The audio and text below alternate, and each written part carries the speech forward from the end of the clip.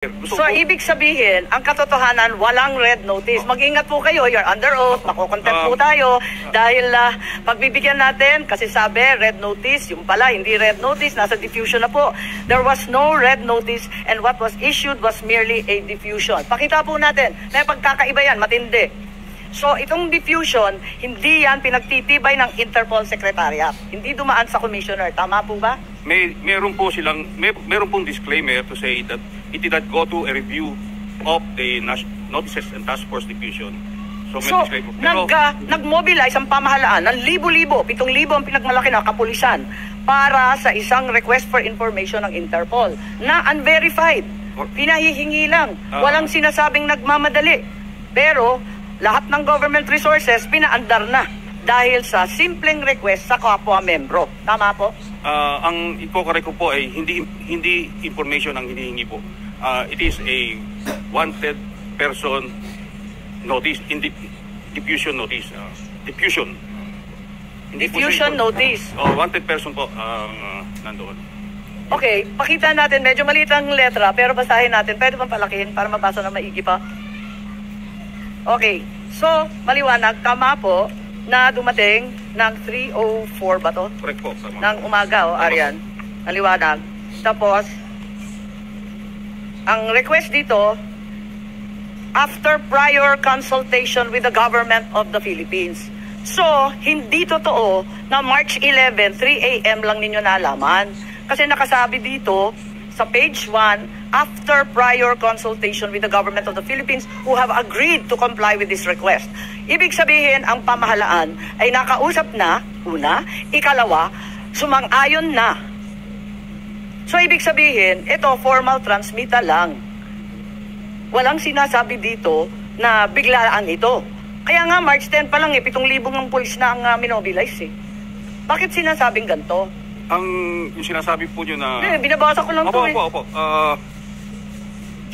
Matatanong po natin dyan ay yung nagpadala po nung yung nag-apply. Tired of dim, boring lights ruining your parties? Ito itong diffusion ng Interpol pagkatapos ng konsultahan sa pamahalaan. Tapos sinasabi pa rito na hugas kamay ang Interpol at hindi pa sila gumagawa ng compliance review. Hindi pa nila naimbestigahan, hindi pa nila napapatunayan itong diffusion. At kung may duda, sabihan na lang sila kasi hindi pa daw nila naaasikaso. Yan yung sinusunod nilang format, ma'am. Hindi ko lahat na sinasabi dyan ay gano'n na lang po ang katotohanan kasi nag-iingat lang po sila na makatabig sila na mali. Kaya marami ho silang paniguradong mga salita sa kanilang form letter. Form letter po yan eh. Sasabihin nila na... Nakaya ho niya, nung sinabi na pagkatapos na makipag-ugnay sa gobyerno ng Republika ng Pilipinas, ang palaisipan ko po, sino ang kausap dito? Dahil hindi naman po kami ang kausap. Sinasabi ninyo, palusot lang to, hindi to totoo. Hindi po, yung paano form tayo letter. maniniwala sa Interpol Yun dito? po yung kanilang form letter. Kaya, hindi ko alam talaga kung sino ang kausap. Pero may sinasabi po dyan na meron silang kausap. Pero ako, wala akong kaalaman. Baka alam ng kapulisan, sino ang kausap, baka alam ni Secretary Anyo. Ang liwaliwanag dito, hindi naman ako nagchichismis o nagkakahaka. Ang liwanag eh, nakausap na daw yung gobyerno at sumang-ayon na daw ang gobyerno na arestuhin. Paano ba to? At ito daw ay formal transmittal lamang. Ibig sabihin, nauna yun. Andyan yan, liwanag oh. Anybody wish to comment? Secretary Anyo, please. General Marbil. Bakit may prior consultation and assent? Bakit sumang-ayon ng mas maaga? Well, Madam Chair, I'm not aware of any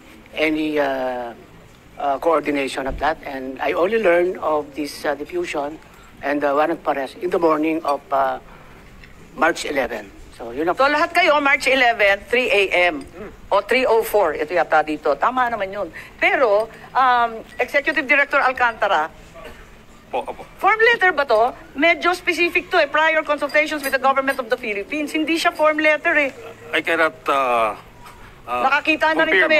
Nakakita na rin kami ng ganito. It looks like a form letter. Form letter? Who have agreed to comply? It's a genuine letter from the Interpol that came from the Interpol. Tama. Verified naman to. Opo. Kaso nga lang, unang-una, diffusion lang siya. No such thing as red notice was ever received. Sabi mo, dahil sa kailangan i-expedite. Ikalawa, tinatanggi ninyo na merong prior consultation dito at saka acquiescence or agreement. Hindi ko po masagot yung prior consultation. Ang masasagot ko po... nandito lang. Ba't nila isusulat yan kung dito to, Okay, basahin pa rin natin. Andito tayo, no? Ayan, si Senator Cayetano, maraming nakikita yata eh. Tapos sa page 2, no? Gusto ko lang matignan to, no? Kasi ang liwanag po nito eh. Ang sabi dito, basahin po natin yung page 2, ano? Ayan, the ICC has been mandated to investigate crimes against humanity. Pakitignan na lang po ang sumunod. Sige, itaas pa po yan. Indirect co-perpetrator. So, ibig sabihin, hindi siya principal, indirect pa. Parang ganun po yung understanding. Eh, sino yung direct? Saan na yung direct? Ba't hindi inuna? Pangkaraniwan ba to na hinuhuli muna yung indirect kesa sa direct?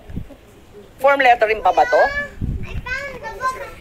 Iba ho kasi yung legal language na ginagamit ng iba't ibang bansa sa kanila hong pagbibigay ng communication.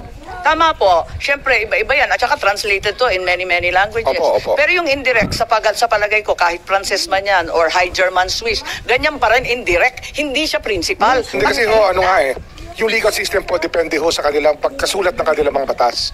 Kasi kagaya ho sa atin, conspiracy po ang tawag natin dyan, sa ating bansa.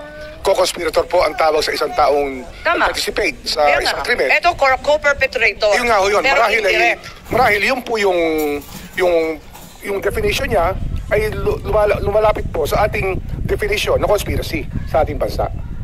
So yun po yun. Marahil lagay natin sa konteksto na yung po ang kanilang lingwahe sa kanilang batas, sistema ng batas, iba ho ang lingwahe natin dito. Naku, kahit i-Frances yan, yung indirect, hindi direct, di po ba? Ganun din naman sa conspiracy eh. Kaya nga.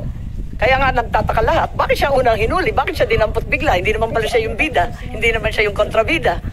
Pero sinabi ko na co-perpetrator. Tama, pero kasapwat. Sinabi ko diyang kasapwat. Okay. Ngayon, tignan natin. Action to be taken. Locate and arrest with a view to extradition.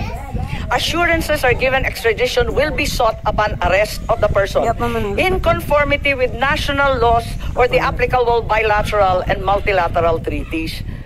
Ibig sabihin, hindi yung kidnapping or yung extraordinary... Hindi po kidnapping. Wala hong nangyaring kidnapping, ma'am. Pero may extradition. Hindi, meron ho dalawang option yan eh. Ang haba ng proseso. International humanitarian law gives us two options. Walang nakasulat. There are two options under international humanitarian law. I'm just the first option is about extradition. The diffusion. No, I have to explain the law, ma'am. The international humanitarian law gives us two options. Extradition or surrender. And we chose the surrender path, ma'am. Not extradition. So despite the myriad and ironclad commitments to Interpol, hindi tayo sumunod dito sa hinihingi. Hindi mo sila familiar sa system natin. Ang hinihingi nila, extradition, hindi surrender. Di po ba? Ang liwanag eh. Iyan po ay kanilang sinasabi kasi iyan po ang customary law sa maraming bansa na extradition. Kanina sinabi mo, customary law, yung procedural at administrative, hindi din natin. Pero yun nga ho eh. Hindi nila alam yung ating batas eh. Hindi mo nila alam na meron tayong Republic Act 9851 na nagsasabi pwede extradition o pwede surrender. Ang pinili po namin executive action po, surrender po. Tapusin muna natin yung sentence kasi meron pang karugtong. Extradition will be sought upon arrest of the person in conformity with national laws. Susunod tayo sa 9851. Yes, yun ang sinunod dyan, 9851. And hindi extradition ang aming ginamit, kundi surrender. Meron tayong iko-konsulta, Attorney Alexis Medina, sumulat ng iba't ibang libro tungkol sa international law at sabi niya, hindi tumbok sa extradition o surrender, hindi sila pareho. Kaya kinakailangan intindihin. Eto, na extradition, kaliwa-liwanag sa batas natin. Senator Cayetano, and thereafter we will consult Attorney Medina.